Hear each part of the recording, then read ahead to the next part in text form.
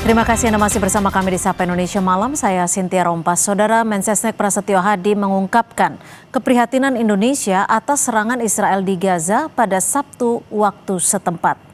Mensesnek Prasetyo Hadi juga menegaskan Indonesia akan tetap membantu Palestina setelah menjadi anggota Dewan Perdamaian. Dirinya menambahkan Presiden Prabowo Subianto juga telah memberikan masukan kepada negara-negara anggota Dewan Perdamaian atas serangan Israel. Dalam serangan ini sedikitnya 32 warga Palestina dilaporkan meninggal dunia.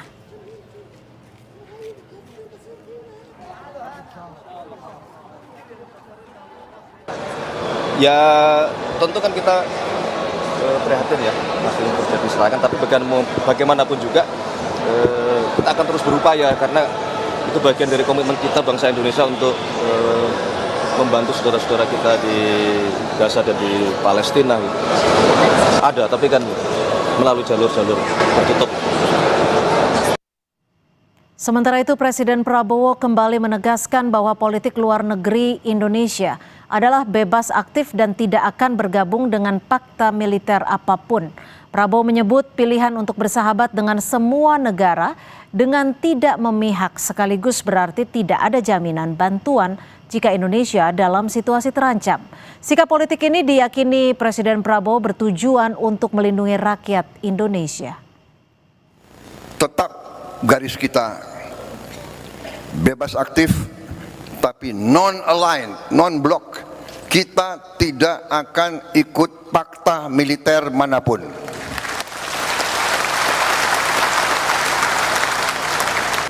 Kalau kita sungguh-sungguh mau non-blok, kalau kita sungguh-sungguh mau tidak terlibat dalam fakta, kalau kita sungguh-sungguh mau bersahabat sama semua, berarti kita sendiri.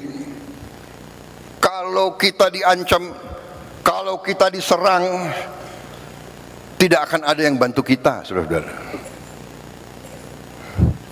Percaya sama saya, nobody is going to help us. Kadang-kadang tidak gampang untuk dilaksanakan. Kadang-kadang hati kita bergejolak. Tapi kita harus senyum. Karena kita sudah memilih akan baik sama semua. Untuk melindungi rakyat kita. Di masa gencatan senjata, Israel terus melancarkan serangan ke Gaza, Palestina. Serangan Israel ini juga akan menjadi ujian bagi Board of Peace, bentukan Presiden Trump di mana Indonesia ikut terlibat di dalamnya.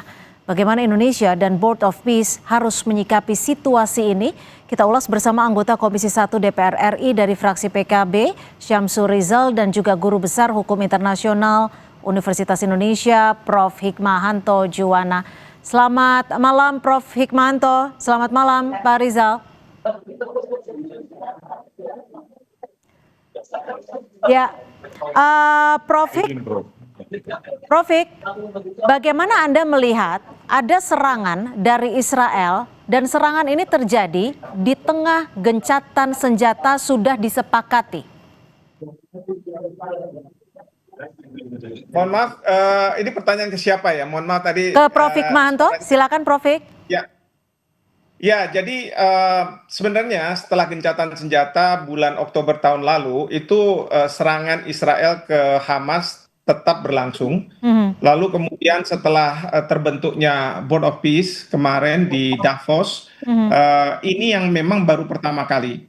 Ya, pertama kali serangan terjadi dan seperti biasa saling klaim siapa yang lebih dahulu, tetapi yang saya lihat dari berbagai media di luar negeri bahwa ada 8 orang mungkin dari Hamas yang keluar dari bunker kira-kira seperti itu, dan itu dianggap sebagai pelaku teror oleh pihak IDF, Israel Defense Force. Nah, permasalahannya kenapa sampai ada anak-anak dan wanita yang menjadi korban? Apakah ini akan mengulang peristiwa-peristiwa sebelumnya? Dan kita tahu kemarin itu dari pihak Israel sudah menyatakan bahwa memang yang terbunuh sampai hari ini itu sekitar 70.000 orang Palestina. Ini jadi jumlahnya sungguh sangat besar. dan ini menjadi keprihatinan dunia. Tetapi bagi Indonesia kita tidak cukup dengan prihatin karena kita kan sudah menjadi anggota dari Board of Peace. Ya. Iya, tadi Bapak Mensesnek juga sudah menyampaikan bahwa Bapak Presiden sudah melakukan kontak dengan beberapa anggota Board of Peace. Tetapi menurut saya yang paling efektif adalah kita harus melakukan kontak, Bapak Presiden harus melakukan kontak kepada chairman. Jadi karena chairman ini di dalam Board of Peace yang menentukan. Dan ini sangat penting sekali, jangan sampai nanti Board of Peace terbentuk tetapi serangan-serangan Israel ke Palestina itu tetap berlangsung. Dan yang saya khawatirkan, Perdana Menteri Netanyahu beberapa hari kemarin menyampaikan bahwa dengan adanya Board of Peace bukan berarti bahwa nantinya negara Palestina ini akan terbentuk dan tidak akan ada rekonstruksi terhadap Palestina sebelum adanya perlucutan senjata terhadap Hamas seperti itu. Oke, saya ke Pak Rizal. Pak Rizal, kalau kita tahu saat ini Indonesia sudah duduk di Board of Peace bentukan Presiden Amerika Serikat Donald Trump. Lalu sejauh mana kekuatan Indonesia untuk ikut membantu mencegah serangan kembali dari Israel ke Gaza? Ya, makasih banyak. Terima kasih banyak Prof. Hikmawanto, mudah-mudahan sehat selalu, Kompas TV dimanapun berada.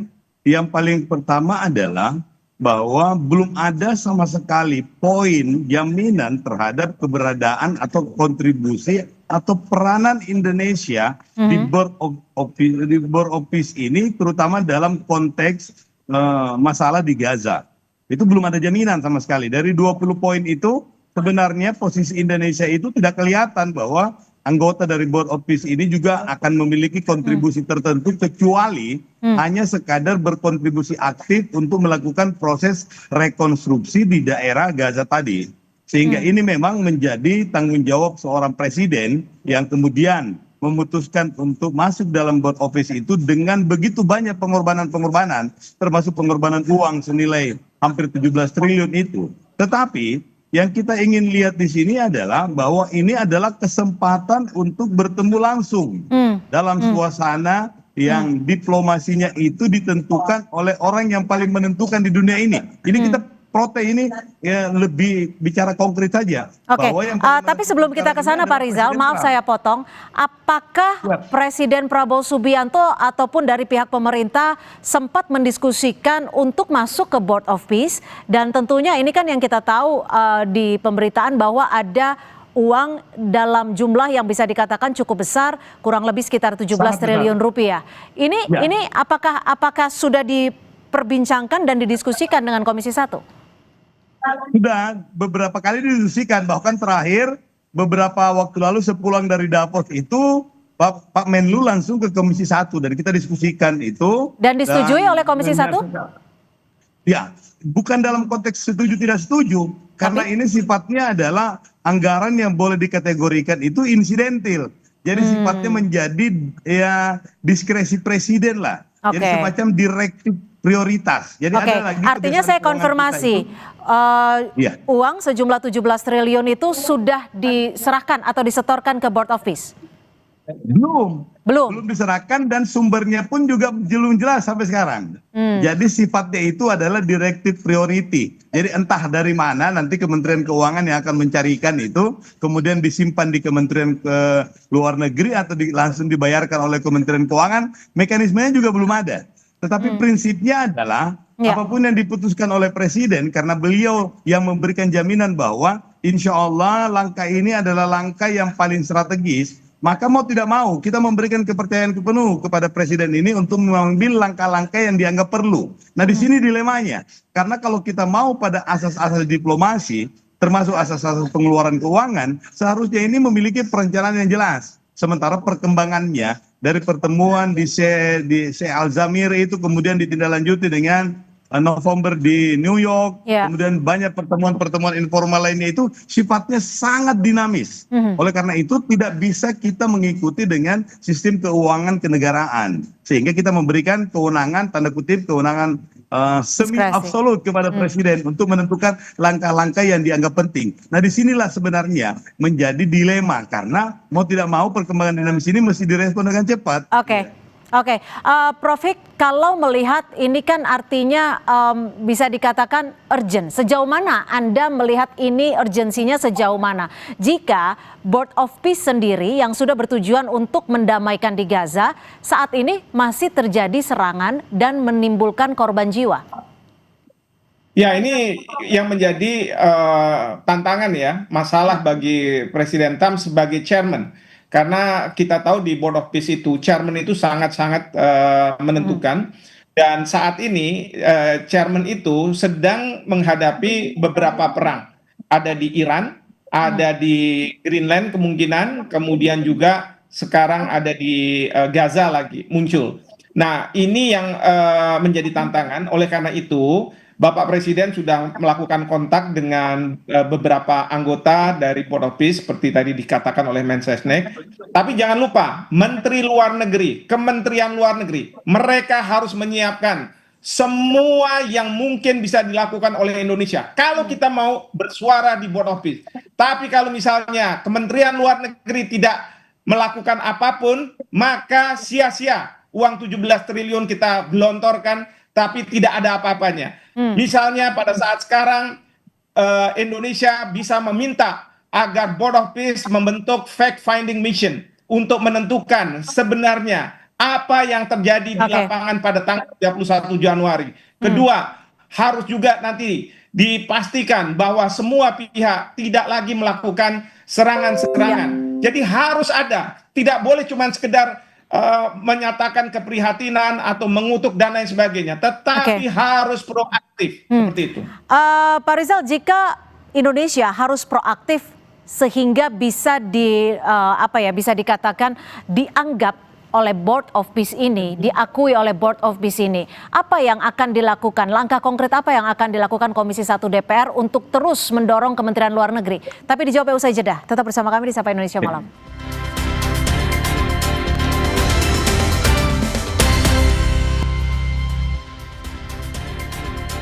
Kita lanjutkan kembali diskusi di Sapa Indonesia Malam, di mana di masa gencatan senjata Israel terus melancarkan serangan ke Gaza dan ke Gaza Palestina.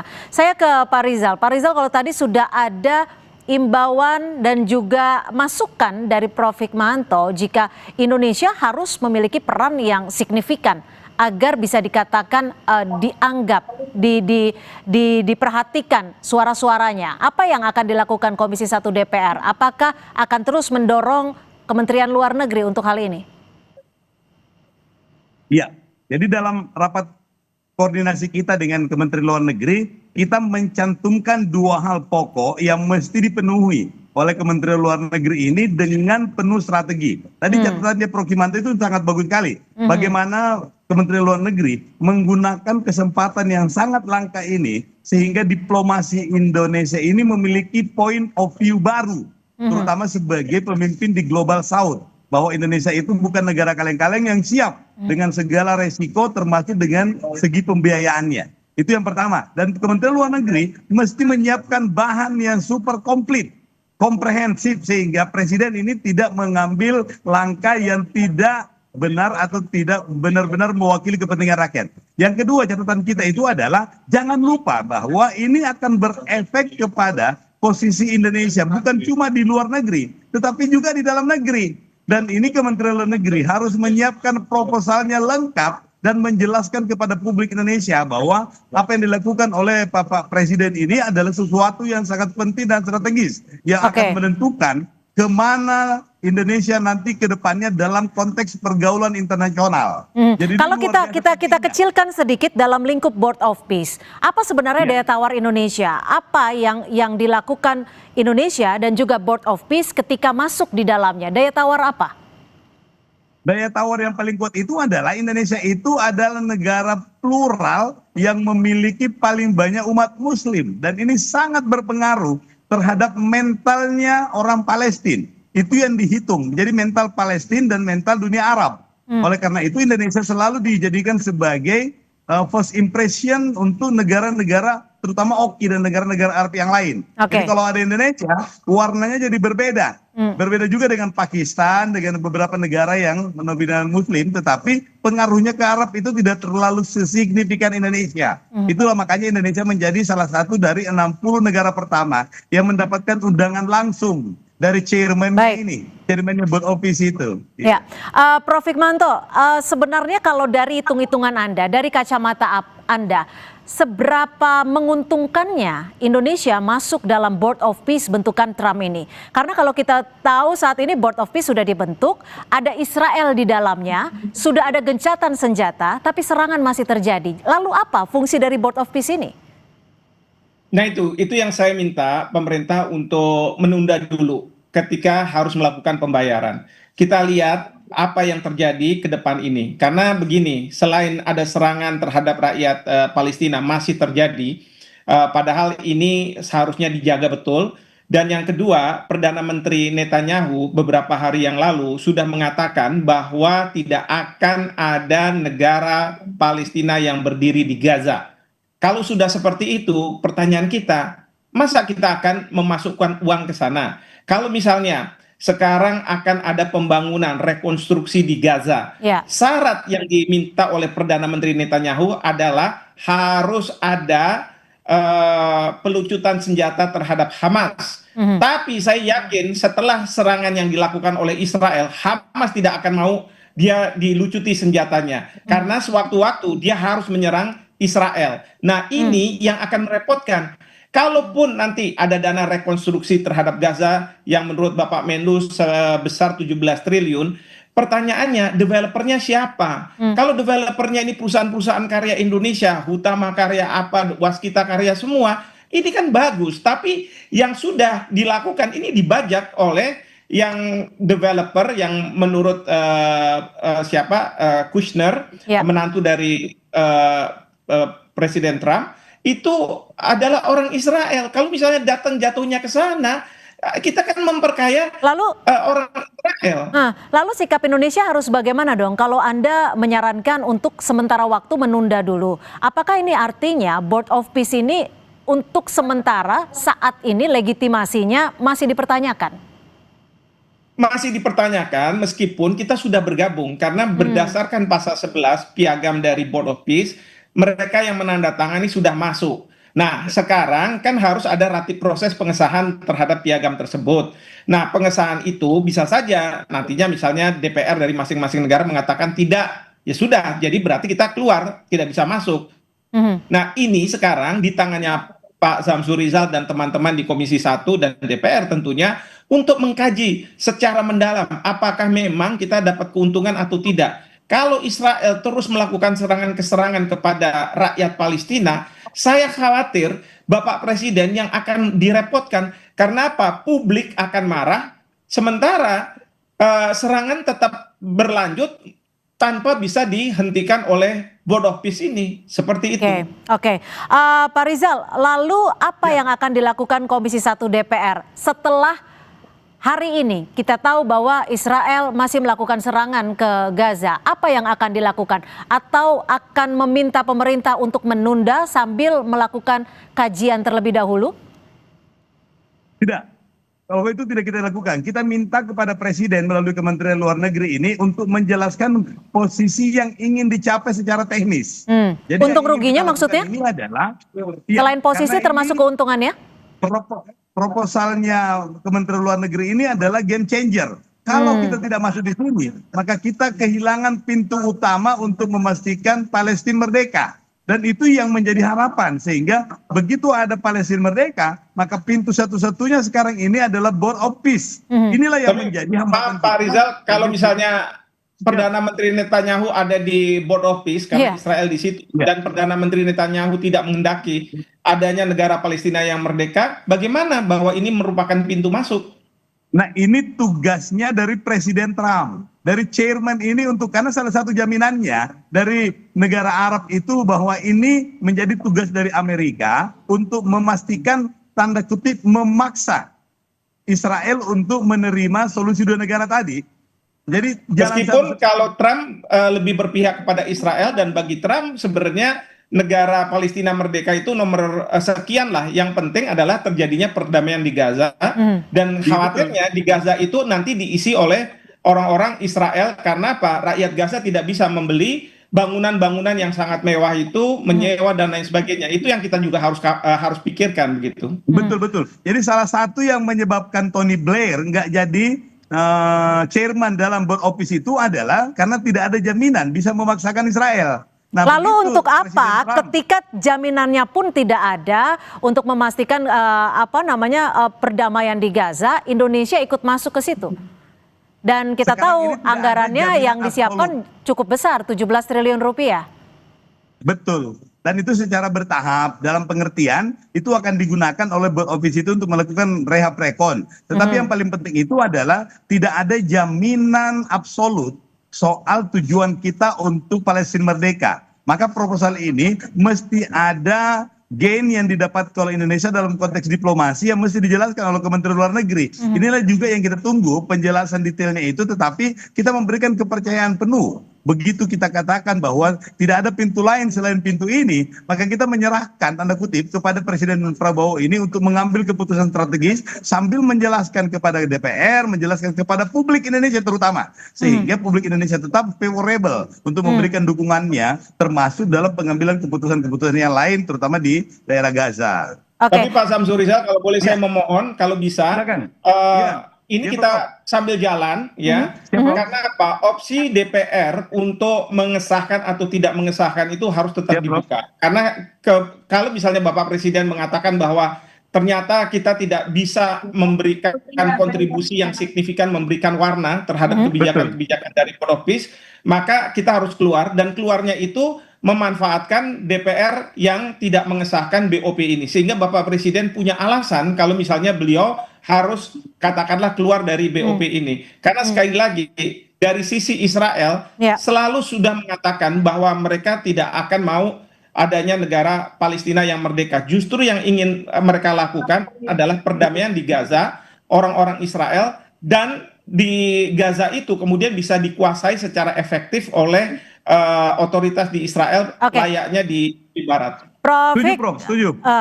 Dan juga Pak Rizal, jika memang saat ini Board of Peace dinilai tidak mampu melakukan perdamaian saat ini, ketika ada gencatan senjata saja serangan masih terjadi, lalu apa keuntungan Indonesia ada di situ?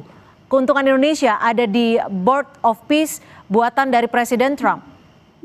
Itulah yang saya pertanyakan sebenarnya. Kan Bapak Presiden sudah mengontak beberapa anggota Board of Peace, tetapi belum chairman. Karena di dalam hal seperti ini, chairman lah yang menentukan.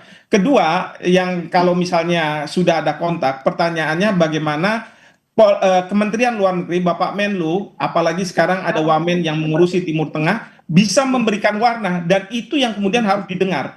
Dan bagaimana akhirnya Israel itu tidak melakukan serangan ke rakyat Palestina. Saya nggak bicara soal Hamas ya, ini rakyat Palestina. Ingat, 31 orang itu di situ ada rakyat Palestina. Mungkin ada 8 orang, saya tidak tahu, 8 orang ini mungkin bisa menyelamatkan diri, tapi 31 orang sipil yang meninggal. Nah, ini yang harus diselamatkan, jangan sampai terjadi hal seperti ini lagi. Oke, Pak Rizal, terakhir, apa respon dari Presiden Prabowo, apakah sudah sempat didengar oleh Komisi 1 DPR RI ketika Israel ada di bagian Board of Peace? Belum, kami belum menanyakan secara khusus. Lalu apa yang akan didorong Komisi 1? Ada dua catatan kita. Yang pertama, DPR siap untuk menjadi bumper, seperti yang disampaikan oleh Prof. Hikmanto tadi, untuk menjadi bumper reasoning dari Prabowo, dari Presiden Prabowo, kalau untuk mengambil langkah-langkah strategis. Yang kedua kita minta adalah supaya Kementerian Luar Negeri ini menyiapkan proposal untuk meyakinkan rakyat Indonesia, opini rakyat Indonesia itu terhadap dukungannya kepada Prabowo. Dan inilah yang paling penting, sehingga opini ini mesti dikerjakan secara simultan. Jadi secara teknis kepada DPR dan kepada pihak-pihak teknis terkait, yang paling penting ini adalah meyakinkan publik Indonesia bahwa langkah ini adalah langkah yang penting strategis sebagai game changer dalam penyelesaian perdamaian di Gaza. Oke, singkat saja Pak Rizal, 17 triliun anggarannya betul dari APBN? Betul, pasti dari APBN. Dan itu saya bilang tadi. Iya. Oke, baik. Nanti kita masih akan lanjutkan, sepertinya akan masih panjang. Dan kita juga akan melihat seperti apa Board of Peace bisa melakukan perdamaian dan juga mewujudkan perdamaian di Gaza. Terima kasih Pak Syamsu Rizal, anggota Komisi 1 DPR RI dan juga Guru Besar Hukum Internasional Universitas Indonesia, Prof. Hikmanto Juwana, sudah memberikan perspektif di Sapa Indonesia Malam. Selamat malam. Selamat malam, terima kasih. Prof. Assalamualaikum.